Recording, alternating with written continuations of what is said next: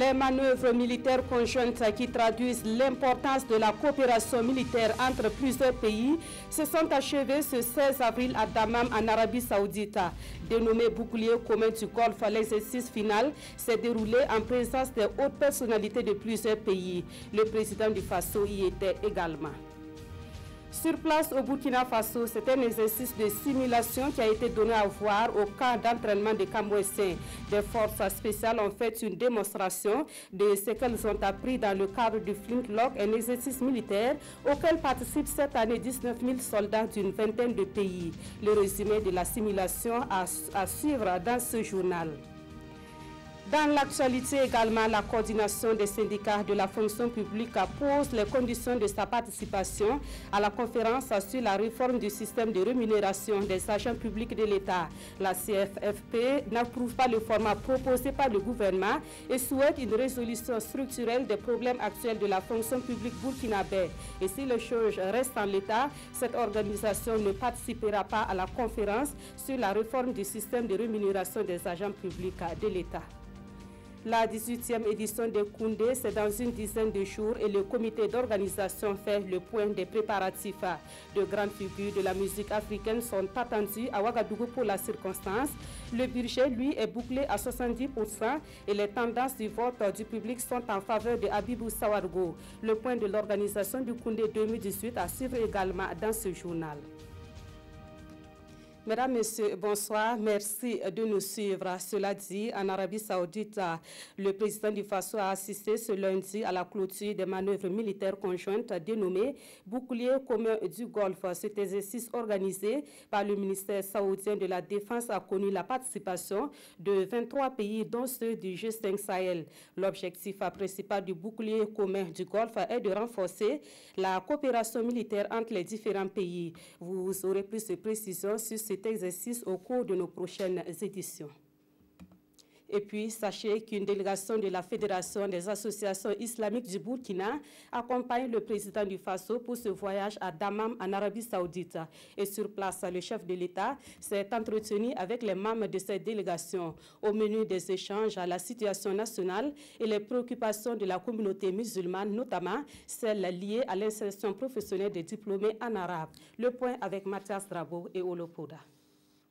Promouvoir le vivre ensemble, c'est la préoccupation de ces représentants de la Fédération nationale islamique du Burkina. Avec le président du Faso, ils ont parlé de paix et de stabilité au Burkina Faso, une condition pour promouvoir le développement.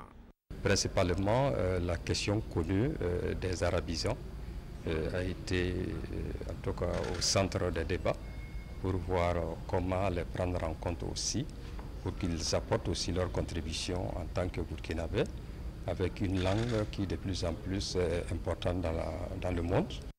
La construction d'un centre de langue pour faciliter l'insertion professionnelle des jeunes Burkinabés ayant fait des études en arabe, le projet tient à cœur la Fédération islamique qui sollicite l'accompagnement du président du Faso. Parmi les arabisants, des gens qui ont des diplômes techniques tels que pharmaciens ou autres, mais la barrière de la langue fait qu'on ne pouvait pas totalement les utiliser puisqu'il faut le français. Donc ce centre-là va aider à le faire et il était déjà en train de réfléchir sur ces questions. Donc il était en phase avec nous et il nous a donné l'assurance que ces questions seront étudiées avec une plus grande attention. Le développement de la nation incombe à tous, foi de Cheikh Sidi Mohamed Koné, qui réaffirme ici la disponibilité du bureau de la Fédération nationale islamique à œuvrer aux côtés du gouvernement à trouver des solutions aux différents problèmes qui entravent la cohésion sociale. Ici, au Burkina Faso, ce lundi, les forces spéciales de l'armée ont démontré ce qu'elles ont appris au cours d'un stage débuté le 9 avril dernier. Nous parlons ici du Flintlock, un exercice militaire multinational qui se déroule chaque année depuis 2005. Cette année, le Flintlock a établi sa base à Niamey et 19 000 forces spéciales d'une vingtaine de pays y prennent part. À l'issue de l'exercice de simulation, suivi par les journalistes, les organisateurs ont animé un point de presse. Voyons tout cela avec Salifou Belem et Omar Zambri.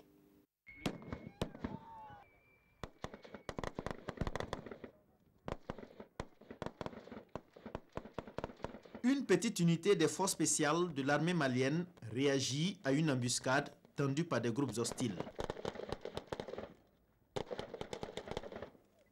C'est un exercice à balles réelles, un exercice de renforcement de capacités tactiques et opérationnelles des forces armées maliennes appuyées par des spécialistes américains. À l'instar du Mali, les forces spéciales du Burkina, de la Mauritanie et bien d'autres prennent part à cet exercice militaire multinational Flintlock 2018. Un cadre de formation conçu pour permettre aux pays menacés de répondre aux différentes menaces terroristes. Confirme que cet exercice est adapté et l'impact, en tout cas, de Flintlock depuis 2005 pour nos forces armées se traduisent par la formation de nos unités et par l'équipement aussi dont nous avons bénéficié. Flintlock 2018 mobilise plus de 19 000 forces spéciales d'une vingtaine de pays. Cette année, le quartier général se trouve au Niger. Mis à part la formation des forces spéciales, le Flintlock, c'est aussi des activités diverses. Nous avons des activités de promotion des droits humains, des opérations civilo-militaires, ainsi que des opérations de collecte d'informations. Cela nous permet de nous assurer que les militaires de toutes les nations engagées à cet exercice sont respectueux des lois et connectés avec la société civile de leur pays afin d'instaurer un environnement de sécurité et de stabilité pour la prospérité des gouvernements. Flintlock 2019 aura pour camp de base le Burkina Faso. Pour le prochain exercice, les organisateurs veulent passer à une étape supérieure. Mais en attendant l'année prochaine, l'ambassadeur André Yang se donne à cœur joie à une séance de tir. Le président de l'Assemblée nationale apporte un appui au centre hospitalier régional de Waïouia. Bala Alassane Sakandé a fait à ce CHR un don de matériel sanitaire le 14 avril dernier. Ce matériel est destiné à la prise en charge des patients de 5 districts sanitaires de la région du Nord. Et pour la remise de ce don, le président de l'Assemblée nationale était accompagné de députés et de quelques membres du gouvernement. On va cela avec Issoufou Kabouré et Moussaki.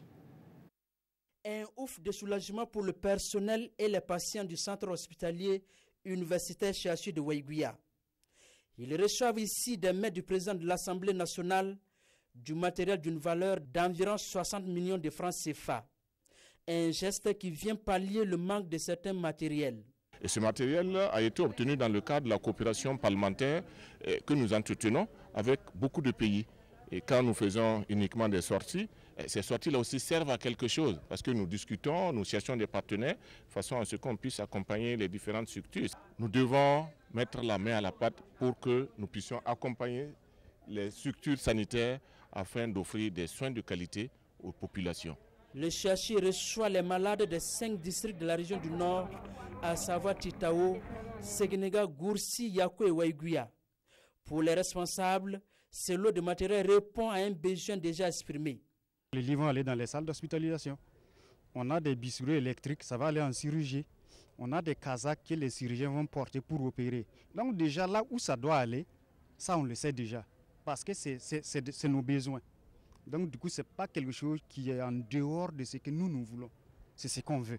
Avant de quitter les lieux, le président de l'Assemblée nationale, Alassane Bala Sakandé, a lancé un appel aux bonnes volontés à soutenir ces centres sanitaires qui a aussi besoin davantage d'infrastructures.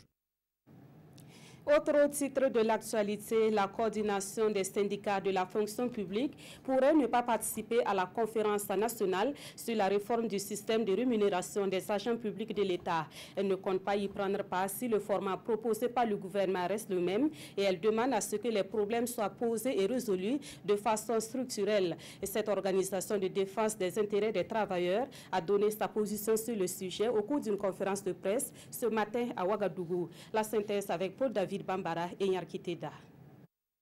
Très pensif, son regard est résolument tourné vers son avenir dans la fonction publique burkinabé. L'avenir dépend désormais de la conférence nationale sur le système de rémunération des agents publics de l'État. Un conclave que lui et sa coordination, la coordination des syndicats de la fonction publique, remettent déjà en cause avant même sa convocation. Pour la coordination, la foire que veut tenir le gouvernement a essentiellement pour but de réduire les rémunérations des agents publics de l'État conformément aux recommandations de la Banque mondiale et du FMI. La coordination des syndicats de la fonction publique ne s'oppose pas pour s'opposer. Elle peut y aller, mais à une double condition. Au cas où le gouvernement maintient le contenu des discussions axées sur le système de rémunération des agents publics, il est impératif que le format soit réduit au gouvernement en tant qu'employeur et aux organisations syndicales en tant que représentants des travailleurs. Dans un second cas, s'il maintient la dynamique d'une conférence comprenant les forces vives de la nation, les organisations syndicales proposent que l'objet des débats porte sur la richesse nationale et sa gestion, une gestion largement prédatrice. Au cas où le gouvernement opte pour leur choix, surtout le premier, les organisations syndicales réunies au sein de la coordination lui imposeront ces préalables. 1. Qu'il disponibilise en préalable toutes les informations relatives aux rémunérations des différents budgets de l'État. 2. Que les débats portent sur toutes les rémunérations servies au titre de l'État, notamment les salaires officiels et émoluments non officiels des dignitaires, ainsi que les autres aspects du train de vie de l'État. Pour la coordination, sa participation à une telle rencontre lui permet de défendre le respect strict des acquis, la détermination des ratios entre les salaires et la nécessité d'augmenter sensiblement les rémunérations, entre autres. Comment s'assurer de la mise en œuvre efficace et de l'impact des projets et programmes en cours d'exécution dans la région du Sahel? Pour trouver une réponse à cette interrogation, le ministère de l'Économie, des Finances et du Développement a réalisé une étude dénommée « Étude de référence du Sahel ». Cette étude s'est focalisée sur le PADEL et le PUS et elle a permis de donner la situation socio-économique actuelle du Sahel. Les résultats de l'étude ont été présentés aux acteurs de développement de la province du Soum. Yamba Nakoulma et Seydou-Son. L'étude de référence du Sahel offre aux acteurs du développement une vue synoptique sur les conditions de vie des ménages et la répartition spatiale des infrastructures et des services sociaux de base. Elle a été commanditée par le ministère de l'Économie, des Finances et du Développement et réalisée en 2017. Il y a des programmes d'envergure qui sont en train d'être mis en œuvre dans la région du Sahel, qui sont notamment le programme d'urgence pour le Sahel, le programme d'appui au développement des économies locales, une étude sur la situation des références de la région vise à nous permettre, avant la mise en œuvre donc de ces projets, de savoir quel est l'existant. Après le Seno, l'Oudalan et le Yaga, l'étude de référence du Sahel est ici soumise à l'appréciation des acteurs du développement du Soum pour validation. Bien qu'il y a certaines choses à amender, en tout cas je me suis dit en tout cas que c'est une étude référentielle du Sahel vraiment qu'on peut présenter aux différents projets et programmes. Et vraiment je l'apprécie bien parce que je crois que c'est la première fois que j'ai vu en tout cas une étude pareille. Il est ressorti que les données que nous avons collectées sont des données qui reflètent en fait la réalité de la région. Il y a quelques écarts qu'on doit effectivement corriger. L'étude de référence du Sahel a abouti à des résultats. Elle fait aussi des propositions amènent d'orienter les choix des décideurs dans la mise en œuvre des projets de programmes de développement.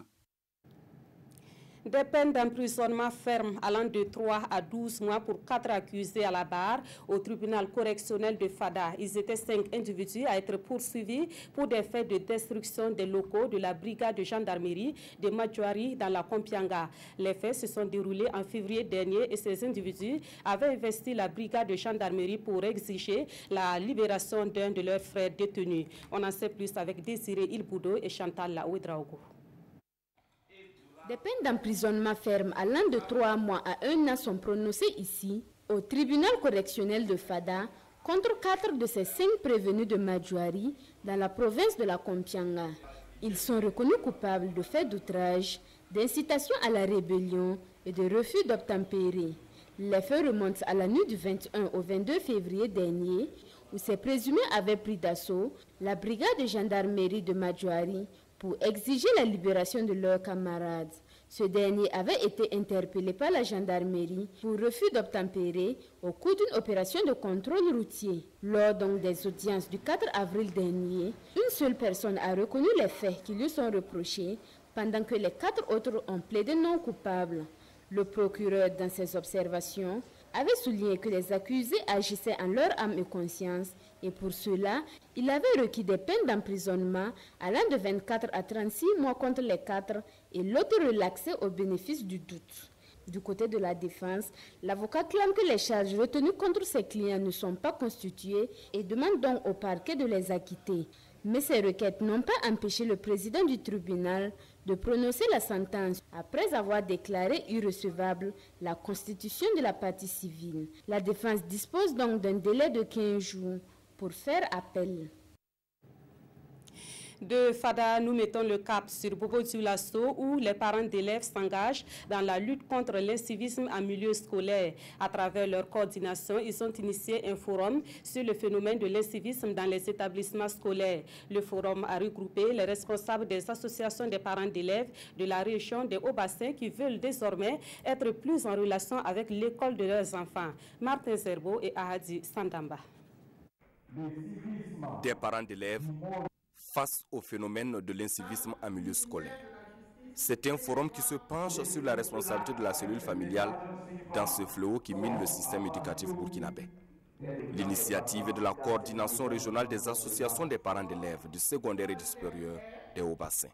Le rôle des parents, vraiment, c'est d'inculquer à l'enfant le sens du respect d'abord de la chose publique, le sens du respect de l'aîné et le sens aussi du travail bien fait et ce que ce travail bien fait peut lui apporter demain.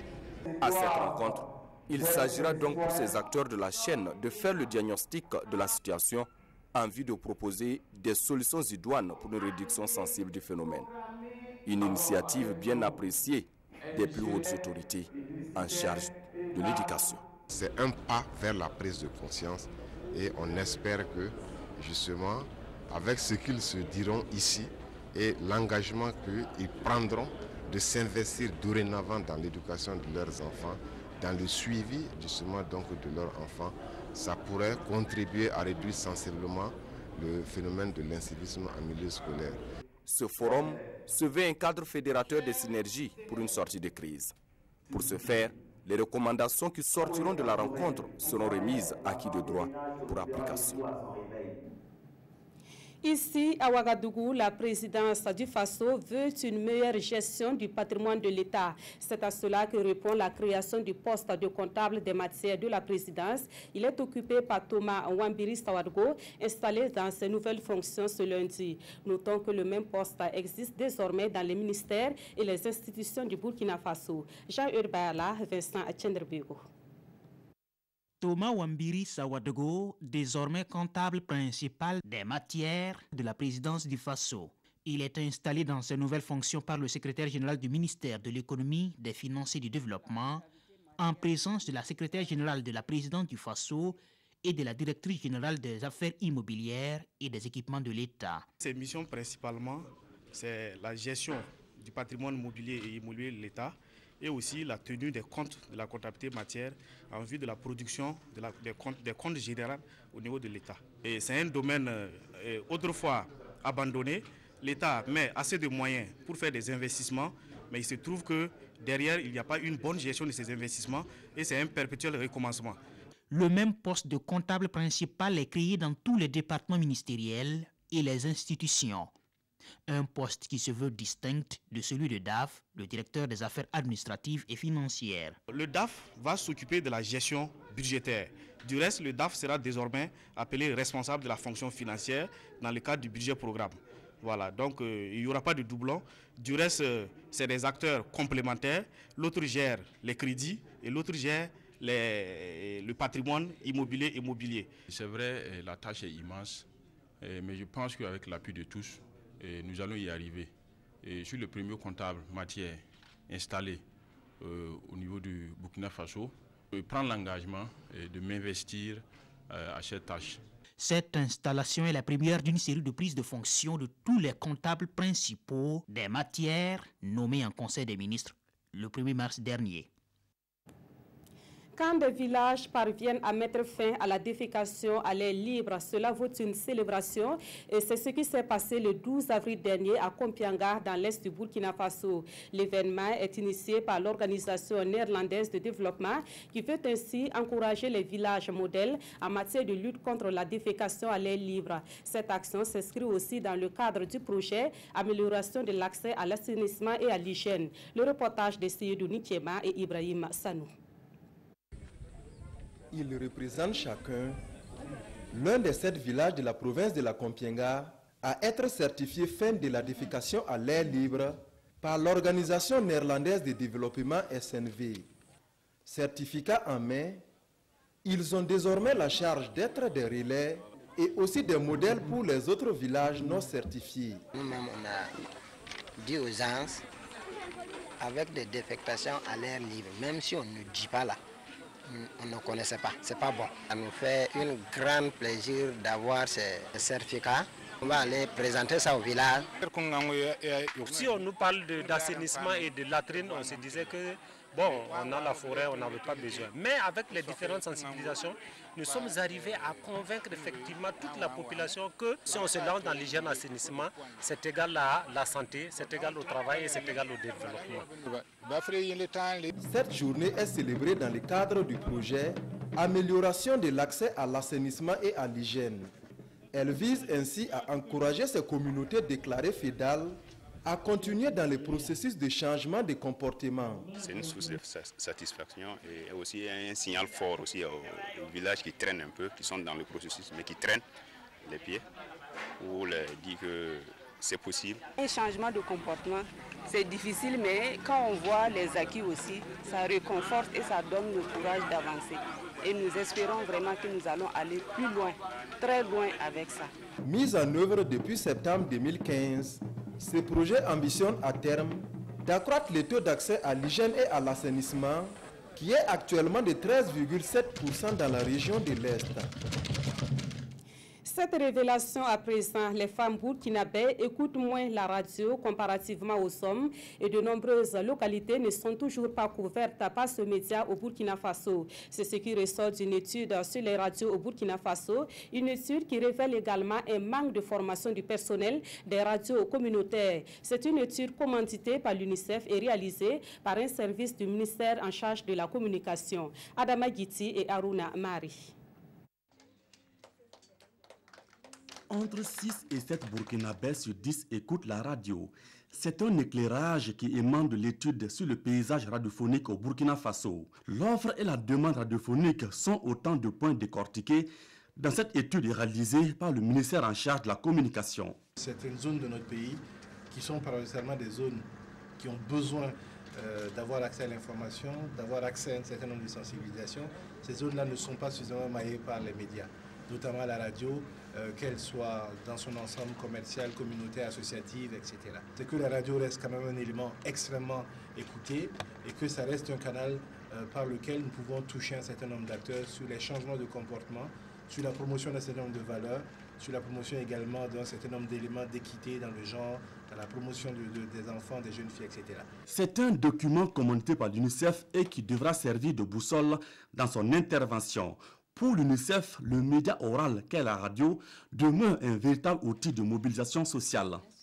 Les radios communautaires peuvent constituer un relais fantastique dans la propagation donc, de ces messages qui visent au changement de comportement pour l'amélioration de la nutrition, de la santé, etc. Pour permettre à la radio de jouer pleinement sa partition, des recommandations ont été formulées.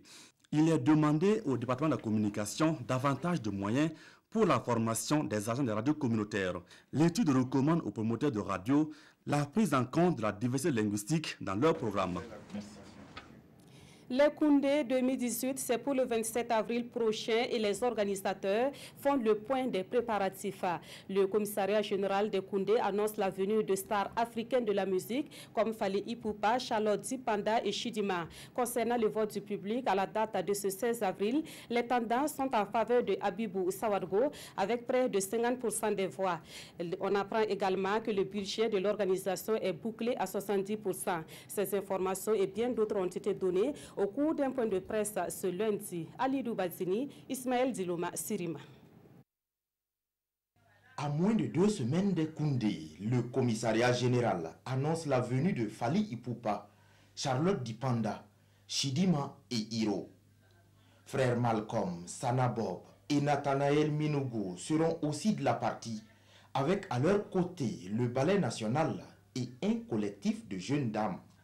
Ce groupe est composé plutôt de Malika, la slameuse, de Pamika, un petit peu Pamika la star, donc Pamika.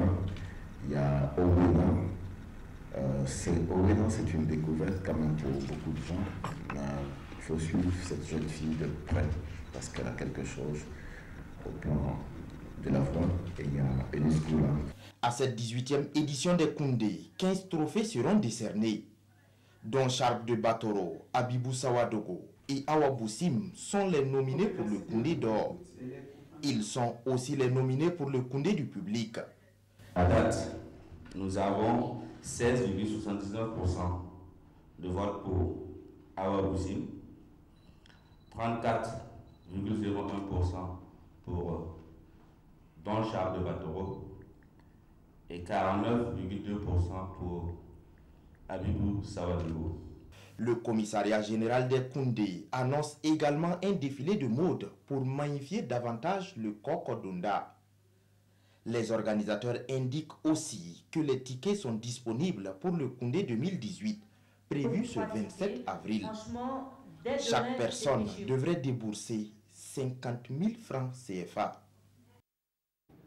Des journalistes sportifs améliorent leurs connaissances dans le domaine du karaté-do afin de produire des articles de qualité sur cette discipline sportive. Ils ont suivi ce lundi à Ouagadougou une formation axée sur les règles de l'arbitrage et les gestuels en karaté-do. Cette formation est organisée en marge du championnat d'Afrique de cette discipline qui se tient du 16 au 22 avril à Ouagadougou. Issaka Ouedraogo et Abdoulaye Kabouri.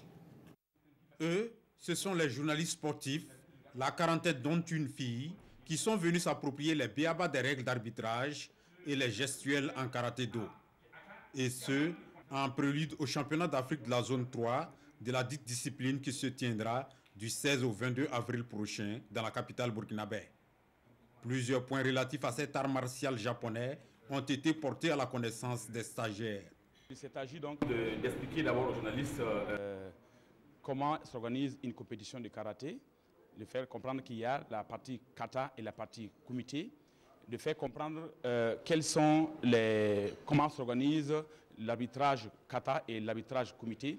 D'abord, je tiens à remercier l'ensemble des journalistes qui sont venus ce matin pour cette formation et les exhorter à suivre minutieusement ces cours pour mieux restituer et appréhender ce que c'est que le karaté. Les hommes des médias ont pu, à travers les explications des deux experts formateurs, maîtriser ce qui était considéré jadis comme un mythe. Ils sont désormais prêts à parler avec aisance du karaté-do lors de leur production journalistique. On faisait les reportages, mais on ne connaissait pas vraiment les règles qui régissent le karaté. Mais cette formation nous a permis de voir les règles, de voir comment on marque les points, de voir les coups qui peuvent te faire marquer des points. Nous avons appris déjà quelques règles de combat, les différents points, les différentes zones où il faut toucher pour avoir beaucoup de points. Nous savons que le Ippon donne 3 points, le Wazari donne 2 points, le Yuko donne 1 point. L'initiative de la Fédération burkinabé de karaté-do est soutenue par l'Association des journalistes sportifs du Burkina, AJSB. Un mot de l'actualité à l'étranger avec cette autre réaction au lendemain des frappes aériennes sur la Syrie. Cette intervention, vous le savez, de la coalition occidentale a été surtout voulue par les États-Unis à travers son président, aujourd'hui contesté par certains observateurs. L'ancien patron du FBI décrit Donald Trump comme une personne incapable d'assumer les fonctions d'un président. Les coups pleuvent sur le plateau de la chaîne américaine ABC. L'ancien patron du FBI, James Comey, se lâche et dresse un portrait très sombre du président, présenté comme un menteur qui, je cite, salit tous ceux qui sont autour de lui. Une interview qui coïncide avec la sortie de son livre, Une charge à l'encontre de celui qui dirige l'Amérique. Je ne pense pas qu'il est médicalement inapte à être président, il est moralement inapte à être président. Une personne qui traite les femmes comme des morceaux de viande, qui ment en permanence et insiste pour que le peuple américain le croie, cette personne n'est pas apte à être président des États-Unis. Notre président doit incarner le respect et adhérer aux valeurs qui sont au cœur de notre pays, la plus importante étant la vérité.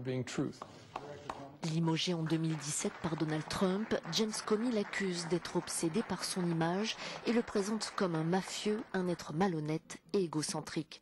Des propos qui ont bien évidemment fait réagir le président. Dans une série de tweets, il se déchaîne contre l'ancien patron du FBI. Il écrit que l'enquête sur les emails d'Hillary Clinton lorsqu'elle était secrétaire d'État avait été menée stupidement et qualifie tout simplement James Comey de raclure. À Tombouctou, au Mali, le camp de la MINUSMA a été la cible d'une attaque dans laquelle un soldat burkinabé a trouvé la mort. La nouvelle est relayée dans les journaux de ce lundi, des journaux qui analysent également la situation politique au Togo. La revue de presse est signée Tobom Evelyne Dabiri. L'annonce est faite dans les parutions de ce jour. Un soldat burkinabé a été tué dans l'attaque d'un camp de la MINUSMA à Tombouctou. Cette attaque qui a duré 4 heures d'horloge aurait été menée par des assaillants à tir d'obus, de roquettes et à l'aide de véhicules piégés, explique Sidoaya. Plus de 12 roquettes tirées sur les positions des casques bleus, précise le pays. Bilan, un mort et une vingtaine de blessés dans le camp de la MINUSMA, rapporte aujourd'hui au Faso, qui précise que la victime est le caporal Ibrahim Yameogo en mission de stabilisation au Mali. Et n'eût été la vigilance et la combativité des soldats de la MINUSMA et de la force Barkhane, écrit l'observateur Palga, le bilan aurait été plus lourd. Il aurait fallu, à côté de la MINUSMA et de la force Barkhane, les forces du G5 Sahel, analyse ce journal, qui déplore le statu quo désespérant à ce niveau, pendant que les djihadistes allient détermination, perfidie et asymétrie dans leurs attaques meurtrières. Autre sujet d'analyse, la crise politique au Togo. Aujourd'hui, au Faso rappelle le nœud gordien de cette crise qui demeure l'article 59 de la loi d'octobre 1992. Une loi qui, selon l'opposition, enjoint Faure Gnassingbé de faire ses pactages en 2020. Pas question, rétorque le pouvoir, pour qui Gnassingbé peut rempiler en 2020 et même en 2025. C'est pourquoi, face à cette impasse, écrit le pays, nombreux sont ceux qui s'offusquent que ce soit le Togo qui convoque un sommet pour résoudre des problèmes politiques dans un autre pays. C'est, lit-on dans ce journal, l'hôpital qui se moque de la charité. Aujourd'hui, au Faso rappelle les différentes médiations sans succès pour résoudre la crise et s'interroge. Comment Akufo et Alpha résoudront-ils cette quadrature du cercle togolais? Quelle panacée pour une crise qui durcit chaque jour? Questions auxquelles il s'abstient de répondre. Voilà, c'est la fin de ce journal. Merci de l'avoir suivi. Tout à l'heure à 21h, vous pourrez suivre le magazine des sports dans une présentation de Christelle Dabré et Paris. La dernière édition du journal, c'est à 22h30 avec Ruth Bini Ouattara. Merci de votre fidélité à la RTV.